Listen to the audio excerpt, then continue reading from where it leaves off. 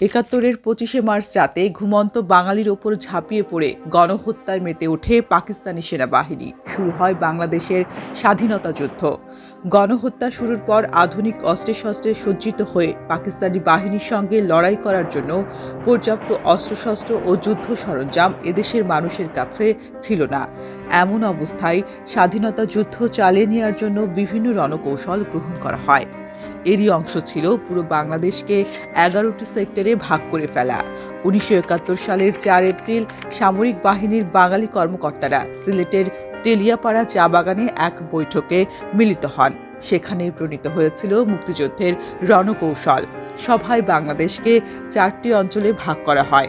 অঞ্চল কমান্ডাররা নিজেরাই সামরিক অঞ্চলগুলোর সীমা নির্ধারণ করে নিয়েছিলেন।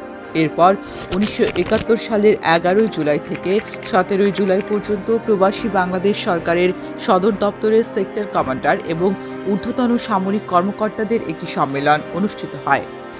বাংলাদেশ বাহিনীর নেতৃত্ব, সংগঠন, প্রশিক্ষণ, অভিযান, প্রশাসন ইত্যাদি বিষয়ে দীর্ঘ আলোচনা শেষে বাংলাদেশকে ১১টি সেক্টরে ভাগ করা সহ ৪টি সিদ্ধান্ত গৃহীত হয়। প্রতিটি সেক্টরকে অঞ্চলভেদে ভাগ করা হয় কয়েকটি সাব সেক্টরে।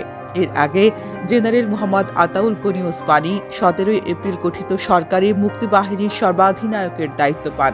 ১১টি সেক্টরের সমন্বিত তৎপরতায় রণাঙ্গনে পাল্টে যায় যুদ্ধের চিত্র। বিভিন্ন সেক্টরে মুক্তিবাহিনীর একের পর এক আঘাতে দুর্বল হতে থাকে পাকিস্তানি হানাদার বাহিনী। অবশেষে বিজয়ের পথে দ্রুত এগিয়ে যায় বাংলাদেশ। সেক্টর কমান্ডারদের পরিকল্পনা হাজার মুক্তিযোদ্ধাদের আত্মত্যাগ ও সাহস এনে দেয় স্বাধীন বাংলাদেশ ও লাল সবুজের পতাকা।